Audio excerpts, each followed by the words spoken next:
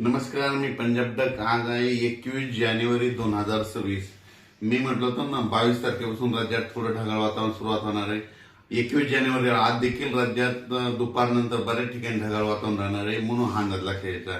21, 22, 23, 24 पर्यंत असंच राज्यामध्ये पूर्व विदर्भ, पश्चिम विदर्भ, दक्षिण महाराष्ट्र, उत्तर महाराष्ट्र, कोकणपट्टी, खानदेश सगळीकडे असं ढगाळ वातावरण राहणार आहे, म्हणून हा अंदाज सर्व शेतकऱ्यांनी लक्षात द्यायचा.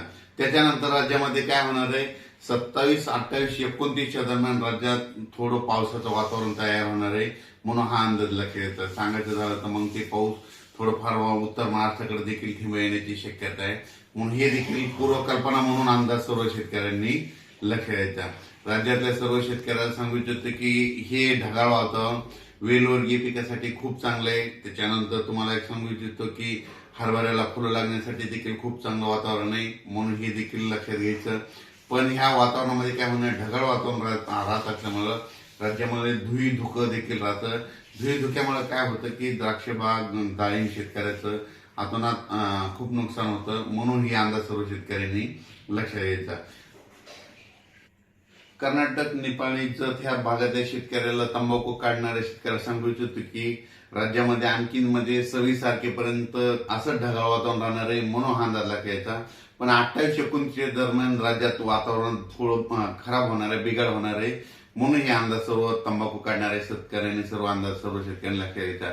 वीट उत्पादकांना देखील हा अंदाज लक्षात घ्यायचा, कारण की खूप काही असा मोठा पाऊस नाही, मागे जसा आलता ना तसा तुरळक ठिकाणी कुठेतरी थेंब येणार आहे, म्हणजे 28, 29, 30च्या दरम्यान, म्हणून ही अंदाज सर्व शेतकऱ्यांना लक्षात घ्यायचा.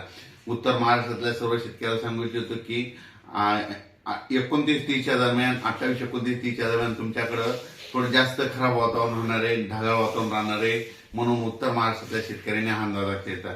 मग हे वातावरण कशामुळे खराब होणार आहे त्याचा एक मला कल्पना देतो. काय झालं की वेस्टर्न डिस्ट्रिक्ट WD काय झालं, गुजरात, राजस्थान, पंजाब, हरियाणा, मध्य प्रदेश, उत्तर प्रदेश, तिकडे काय होणार आहे आता ह्यामध्ये 26 ते 30 दरम्यान, म्हणजे जानेवारीच्या शेवटच्या आठवड्यात त्या 5-6 राज्यामध्ये काही ठिकाणी बर्फवारी होईल, कुठं गारपीट देखील होईल, कुठं मध्य प्रदेशमध्ये, राजस्थान, हरियाणा, पंजाब, उत्तर प्रदेश तिकडे गारपीट होईल. पण त्याचा असर काय होणार आहे महाराष्ट्राला, मग ढगाळ वातावरण राहील आणि तुरळक ठिकाणी मग क्वचित भागामध्ये कुठंतरी थिंब पडतील, म्हणून हा अंदाज सर्व शेतकऱ्यांनी पूर्वकल्पना म्हणून लक्षात घ्यायचा. म्हणजे सांगायचं झालं तर मग फक्त महाराष्ट्रामध्ये ढगाळ वातावरण तुरळक ठिकाणी 28, 29च्या दरम्यान कुठंतरी काही भागात अंशतः थिंब येण्याची शक्यता आहे, म्हणून हा अंदाज सर्व शेतकऱ्यांनी लक्षात द्यायचा. खूप काही असा सर्वदूर मोठा पाऊस नाही, फक्त मागे जशी परिस्थिती झाली होती तशीच परिस्थिती आता राहणार आहे, म्हणून हा अंदाज सर्व शेतकऱ्यांनी लक्षात घ्यावा.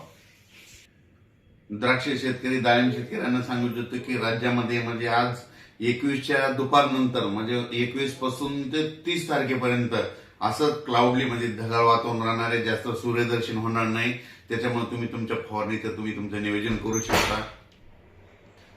राज्यातल्या सर्व शेतकऱ्याला सांगू इच्छितो आज देखील उत्तर महाराष्ट्राकडे ढगाळ वातावरण राहणार आहे, पण ते ढगाळ वातावरण काय होईल, दुपारी 3-4च्या नंतर महाराष्ट्रात बऱ्याच भागात सगळीकडे असं ढगाळ वातावरण दिसेल. हे असं ढगाळ वातावरण हे जानेवारीच्या शेवटच्या आठवडाभर राहणार आहे, म्हणून हा अंदाज लक्षात येता. मग राज्यात मग 28, 29, 30च्या दरम्यान काय होणार आहे, थोडं आणखीन याच्यापेक्षा जास्त वातावरणात बदल होणार आहे. मग ते कुठं होणार आहे, नंदुरबार जिल्हा, धुळे जिल्हा, जळगाव जिल्हा, नाशिक जिल्हा, त्याच्यानंतर अहिल्यानगर, पुणे जिल्हा, कोकणपट्टी पूर्ण, त्याच्यानंतर सातारा, सांगली, सोलापूर, कोल्हापूर ह्या पट्ट्यामध्ये काय होणार आहे, मग थोडं जास्त ढगाळ वातावरण राहील आणि तुरळक ठिकाणी थिंब देखील 28, 29च्या दरम्यान त्या पट्ट्यामध्ये येतील, म्हणून हे अंदाज त्या शेतकऱ्यांनी लक्षात घ्यावा आणि आपण आपल्या फवारणीचे नियोजन करावे. धन्यवाद.